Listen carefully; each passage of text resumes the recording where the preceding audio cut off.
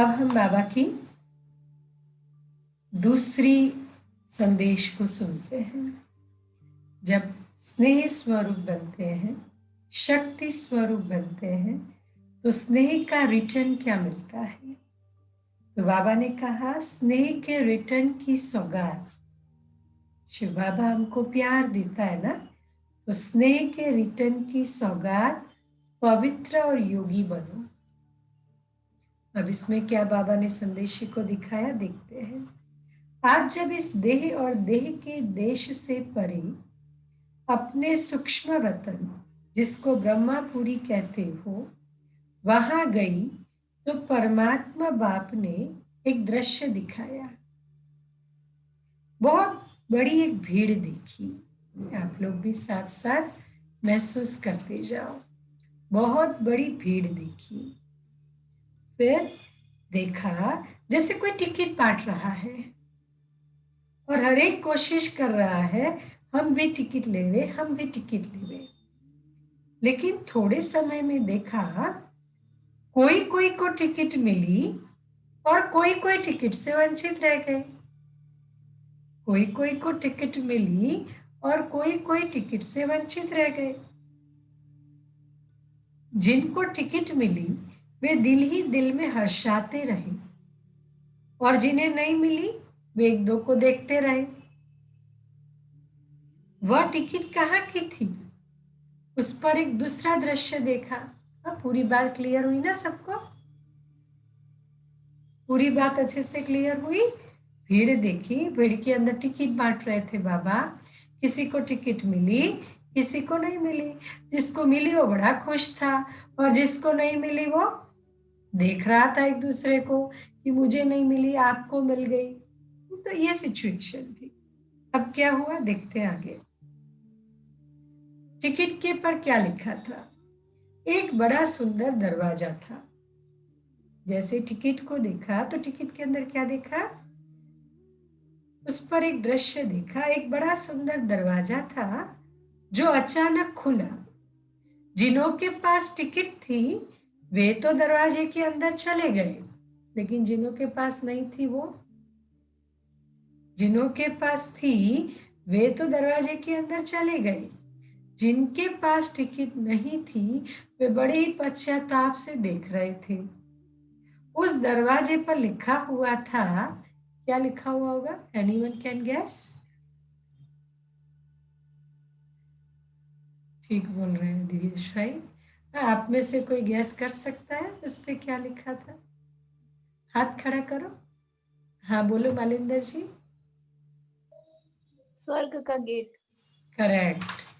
उस पे लिखा था वे टू हेवन। करेक्ट, सबका आंसर राइट है। तो उस पे लिखा हुआ था स्वर्ग का द्वार। बाबा ने रहस्य सुनाया। अब इसका मीनिंग क्या है? परमात्मा बाप सभी बच्चों द्वारा सतयुगी नई सृष्टि स्वर्ग में चलने की टिकट दिला रहे हैं। परंतु कई बच्चे सोच रहे हैं अब नहीं, बाद में ले लेंगे। लेकिन ऐसा ना हो यह टिकट मिलना बंद हो जाए और स्वर्ग में जाने से वंचित ही रह जाए। बाबा ने कहा, कई आत्माएं सुनती है, सोचती है यह कार्य क्या चल रहा है। तो बाप दादा बच्चों प्रति यही शिक्षा दे रहे हैं। अब सोचते सोचते अपने भाग्य को गवा न दो। कहाँ गया अभी? अच्छा, अभिनव भाई चला गया, ठीक है। फिर दूसरी सीन देखी। नदी बह रही थी। उस नदी में दूर दूर से कई लोग स्नान कर रहे थे। कई फिर वहां ही नजदीक थे, लेकिन नहा नहीं रहे थे। पहले दृश्य में टिकट का देखा, दूसरे दृश्य में क्या देखा? कुछ नदी देखी, कुछ कुछ दूर दूर से आकर भी स्नान कर रहे थे, और कई वहां ही नजदीक थे लेकिन नहा नहीं रहे थे। बल्कि उनसे नजदीक रहने वालों से कोई पूछ रहे थे, यह नदी कहाँ है, हम जाकर स्नान करें। लेकिन जो नजदीक रहने वाले थे उनको स्नान करने की वैल्यू ही नहीं मालूम थी, और जो प्यासे थे उसको भी उस प्यास का मूल्य कम कराते थे। और वहां जाने की क्या जरूरत है, उस नदी में नहाने से तो कोई फायदा नहीं।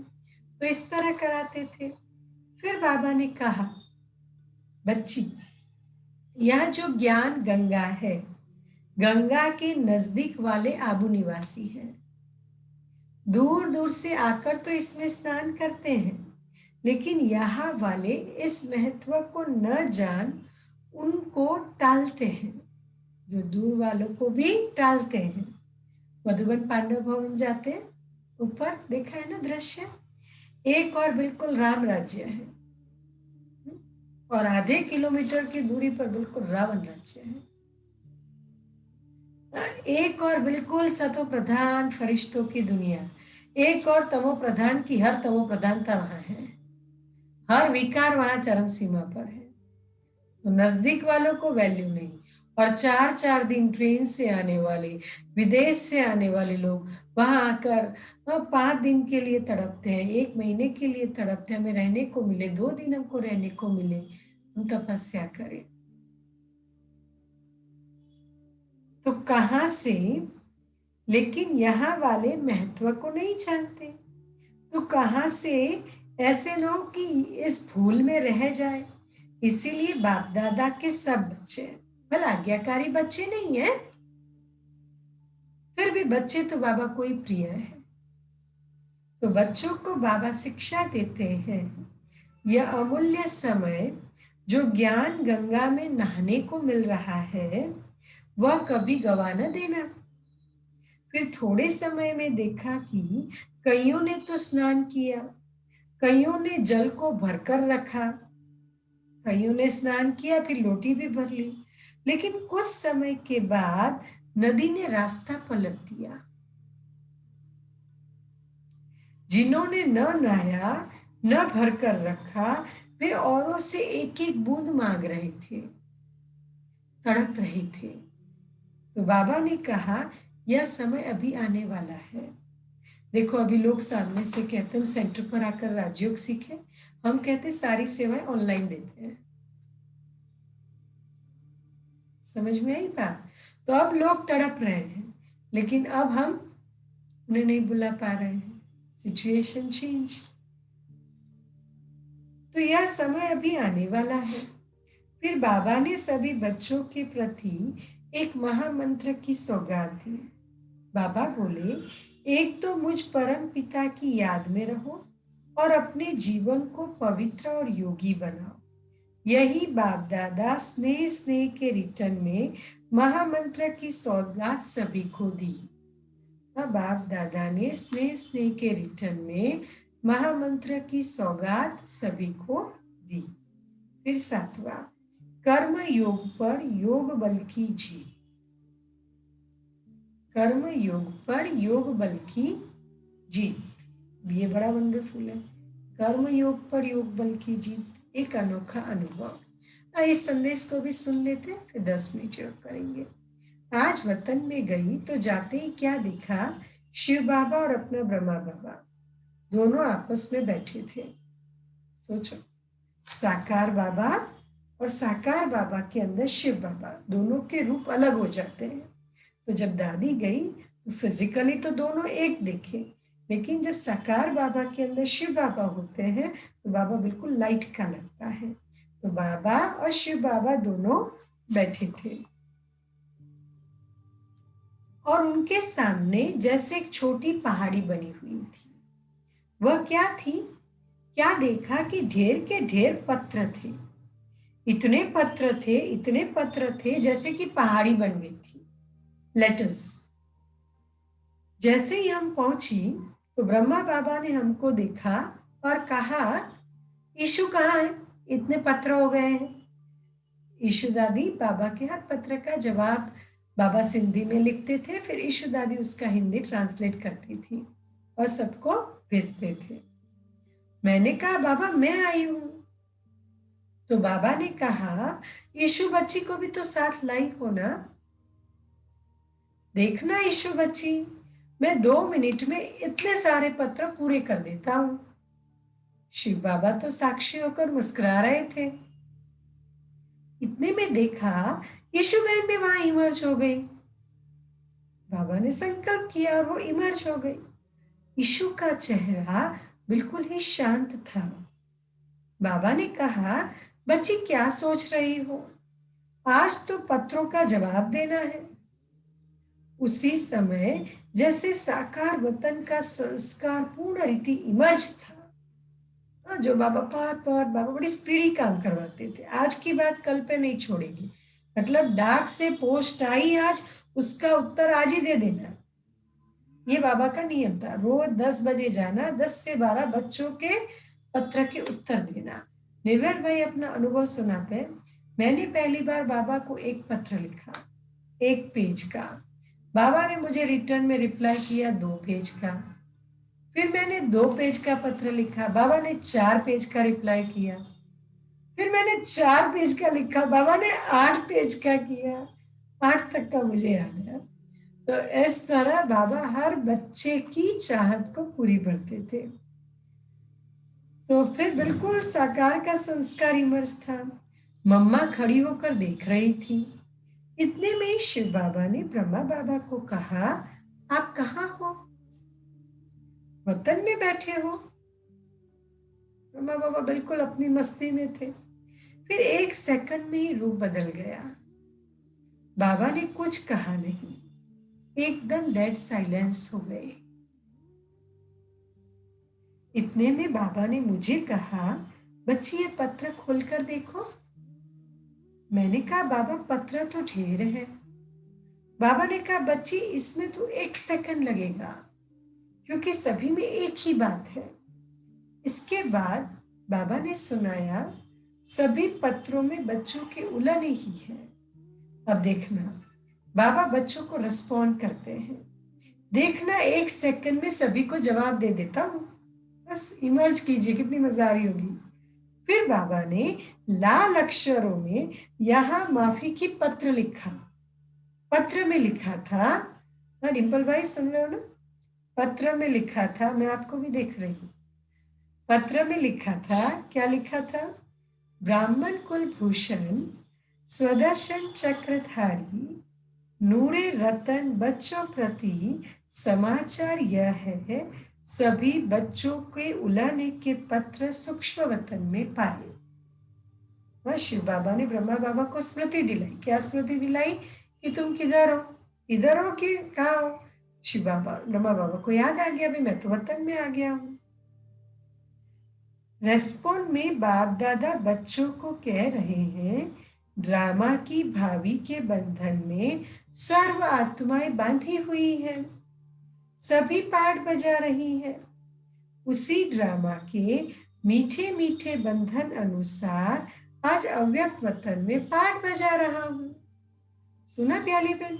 दिख रहा है ना, इमर्ज कर रहे हो ना दृश्य को? हाँ, ध्वनि ओके हो आप? सभी बच्चों को दिल व जान, सिख व प्रेम से, अव्यक्त रूप से याद प्यार बहुत बहुत बहुत स्वीकार है। जैसे बाप की स्थिति है, वैसे बच्चों को अपनी स्थिति रखनी है। बाबा याद दिलाते हैं, जैसे बाप की स्थिति है, वैसे बच्चों को अपनी स्थिति रखनी है।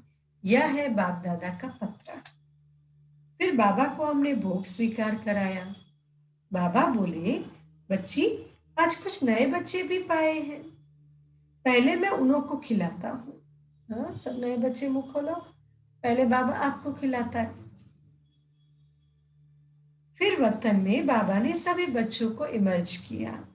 बाबा जल्दी जल्दी एक एक को दृष्टि भी दे रहे थे, हाथों से गिट्टी भी खिला रहे थे, लेकिन एक एक को 1 सेकंड भी जो दृष्टि दे रहे थे, उस दृष्टि में बहुत कुछ भरा हुआ था। उसके बाद फिर तीसरा दृश्य हमने देखा। मैंने बाबा को कहा, सभी ने एक प्रश्न पूछने के लिए कहा है। तो बाबा ने कहा, जो भी प्रश्न है पूछ सकते हो। बाबा तो एक अक्षर में जवाब दे देगा। जब बाबा से पूछा गया तो बाबा ने कहा, बाबा तो एक अक्षर में जवाब दे देगा। प्रश्न पूछा, सभी पूछते हैं, पिछाड़ी के समय आपने कुछ बोला नहीं। बाहर की सीन तो हम सभी ने सुनी है, लेकिन अंदर क्या था वह अनुभव भी सुनना चाहते हैं। बाबा अचानक से चले गए ना, तो बच्चों ने क्वेश्चन पूछा कि बाहर तो बाबा ने जैसे खांसी थी, दादी के हाथ में हाथ दिया, फिर 3 शब्दों का उच्चारण किया, उसके पहले क्लास लिया, गुड नाइट कहा, तो ये सब बाहरी दृश्य था। तो बोला बाबा बाहरी दृश्य तो पता था, लेकिन अंदरूनी दृश्य क्या था वो बताइए। तो फिर बाबा बोले, हाँ बच्ची, क्यों नहीं, बाबा अपने अनुभव सुनाएंगे। अच्छा, लो सुन लो। बच्ची, खेल तो सिर्फ 10-15 मिनट का ही था। उस थोड़े समय में ही अनेक खेल चले, उसमें भिन्न भिन्न अनुभव हुआ। पहला अनुभव यह था, पहले जोर से युद्ध चल रही थी। किसकी? योग बल और कर्म भोग की। शारीरिक पीड़ा जो होती है उसको कर्म भोग कहा जाता है। और बिल्कुल बाप की याद में स्थिर अवस्था है, कुछ भी हो जाए मुझे बिल्कुल अचल अडोल रहना है, वो है योग बल। तो योग बल और कर्म भोग की। कर्म भोग भी फुल फोर्स में अपनी तरफ खींच रहा था, योग बल भी फुल फोर्स में ही था। ऐसे अनुभव हो रहा था, जो भी शरीर के हिसाब किताब रहे हुए थे वह फट से योग अग्नि में भस्म हो रहे हैं, और मैं साक्षी होकर देख रहा हूं। जो भी कर्म भोग थे वो फट से भस्म हो रहे। कर्म भोग अर्थात पिछले जन्म के जो भी पाप कर्म है उसको कर्म भोग बोल रहे हैं। वैसे अखाड़े में बैठ मल्ल युद्ध देखते हैं ना, तो बाबा बिल्कुल ऐसे देख रहे थे, और सामने ये युद्ध चल रहा था, कर्म भोग और योग बल। तो बाबा अपना अनुभव सुना रहे कि अखाड़े में कैसे दो मल्ल युद्ध करते हैं जो WWF होते हैं, मतलब दोनों का फोर्स पूरा ही था। कुछ समय बाद कर्म भोग अर्थात दर्द बिल्कुल निर्बल हो गया, बिल्कुल दर्द गुम हो गया। ऐसे ही अनुभव हो रहा था। आखिरी में योग बल ने कर्म भोग पर जीत पा ली। उस समय 3 बातें साथ साथ चल रही थी। कौन सी? एक तरफ तो मैं बाबा से बातें कर रहा था, बाबा आप हमें अपने पास बुला रहे हो। दूसरे तरफ यूं तो कोई खास बच्चों की स्मृति नहीं थी, लेकिन सभी बच्चों के स्नेह की याद शुद्ध मोह के रूप में थी। कोई विशेष आत्मा सामने थी ऐसा नहीं था, लेकिन एक शुद्ध स्नेह था बच्चों के साथ, शुद्ध मोह। साकार की भी एक अपनी महफिल है ना, तो वो बाबा को भी खींच रही थी। तो फिर बाकी शुद्ध मोह की रग वह यह संकल्प की छुट्टी नहीं ली,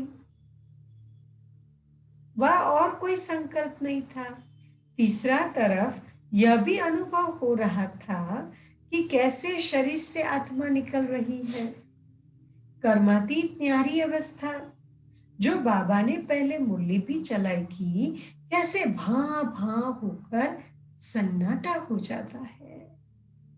बिल्कुल पहले बहुत हल्ला हल्ला हल्ला, फिर सन्नाटा। वैसे बिल्कुल डेड साइलेंस का अनुभव हो रहा था, और देख रहा था कैसे एक एक अंग से आत्मा अपनी शक्ति छोड़ती जा रही है। देखो ये भी एक अनुभव करने जैसा है। वह पहले पांव से शक्ति छोड़ी, फिर थाई से, फिर इससे, और फिर क्या कर्मातीत अवस्था का मृत्यु क्या चीज है वह अनुभव हो रहा था। तो बच्ची, यह है मेरा अनुभव। फिर हमने बाबा को कहा, बाबा सभी बच्चे कहते हैं अगर हम सभी सामने होते ना तो बाबा को रोक लेते। तो बाबा ने कहा, बच्ची रोक लेते तो ये ड्रामा कैसे होता। फिर हमने कहा, बाबा यह सीन जैसे अब तो आर्टिफिशियल लग रही है, रियल ड्रामा नहीं लगता। कितनी सुंदर देखो दादी और बाबा की चिटचैट है। बाबा ने कहा कि बच्ची, यह स्नेह की मीठी तार जुटी होने के कारण तुमको अंत तक यह वंडर ही देखने में आएगा। और अब भी तो संबंध है ना, फल साकार रथ गया है, लेकिन ब्रह्मा के रूप में अव्यक्त पाठ बजा रहे हैं। बाबा ने कहा, मैं भी कभी कभी साकार वतन में चला जाता हूँ, फिर शिव बाबा पूछते हैं, कहाँ बैठे हो? यहाँ बैठे या साकार वतन में? यह मकान बन रहा है, वहां तक जाता है। मैंने कहा, बाबा, कभी कभी लगता है कि जैसे बाबा चक्कर लगा रहे हैं। बाबा ने कहा, मैं चक्कर लगाता हूँ तो वह भासना बच्चों को आएगी ना। देखो बाबा भी वहां बैठे बैठे कैसे नीचे बच्चों के आगे चक्कर लगाता है और बच्चों में शक्ति भरता है। सी सो ब्यूटीफुल एक्सपीरियंस। किस तरह भगवान अपने बच्चों से मिलन बनाते हैं। मतलब रोरियान हो रही थी। फिर बाबा ने एक दृश्य दिखाया, जैसे एक चक्र के अंदर बहुत चक्र दिखाई पड़े। चक्र का ढंग ऐसे बना था कि उस चक्र से निकलने के 4-5 रास्ते दिखाई दे रहे थे, परंतु निकल ना पाए। ऐसा लगता था इधर से निकलेंगे, इधर से निकलेंगे। नहीं, वो गेम आती है एक डिब्बी वाली, पता नहीं आजकल मिलती है कि नहीं, हम लोग खेलते थे। सिल्वर छोटे छोटे छोटे छोटे दाने होते थे, बॉल, फिर इधर ऐसे ऐसे करके उसको सेंटर में लाया जाता था। इधर से निकालते थे, इधर से निकालते थे। तो बाबा ने एक इस तरह का दिखाया। सिर्फ ब्रह्मा बाबा का यह दिखाया कि चक्र में चलते चलते वो जीरो पर खड़े हो गए, निकले नहीं। हाँ, ब्रह्मा बाबा ने दिखाया कि चलते चलते वो चक्र पर खड़े हो गए, निकले नहीं। बाबा ने समझाया, यह है ड्रामा का बंधन। ब्रह्मा भी ड्रामा के सर्कल से निकल नहीं सकते। ड्रामा के बंधन से कोई भी निकल नहीं सकता। उस जीरो पॉइंट तक पहुंच गए, लेकिन फिर भी ड्रामा का मीठा बंधन है। कोई कहे जन्म मरण के चक्कर में आना ही नहीं है, नॉट पॉसिबल। कंपलसरी आना है और इस चक्कर में रहना है। फिर बाबा ने मिश्री बादाम खिलाई, छुट्टी दी, बोला, जाओ बच्ची, अब टाइम हो गया है। तो आप सबका भी अभी टाइम हो गया डेड साइलेंस में जाने का। रेडी है सभी? बिल्कुल साइलेंस में जाएंगे, जो बाबा ने बहुत सुंदर अनुभव कराया।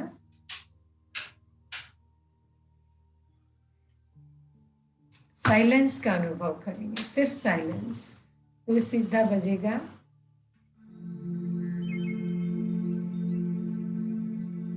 आप भी बाबा की तरह करना। आत्मा अपनी शक्ति पांव के अंगूठे से छोड़ती है।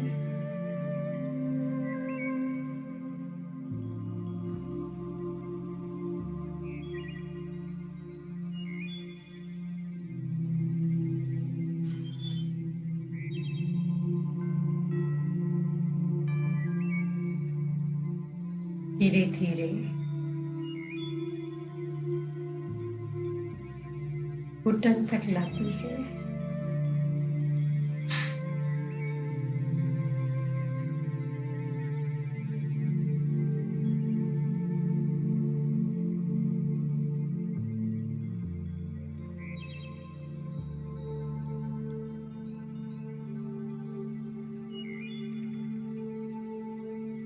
थाइस तक आती है।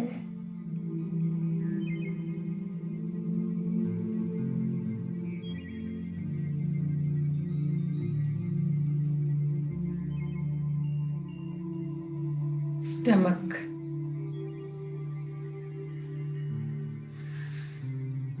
शोल्डर, और अब मस्तिष्क के बीच।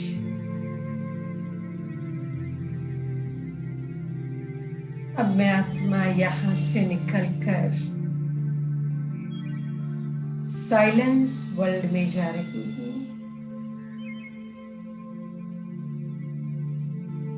शांति की दुनिया में। Dead silence.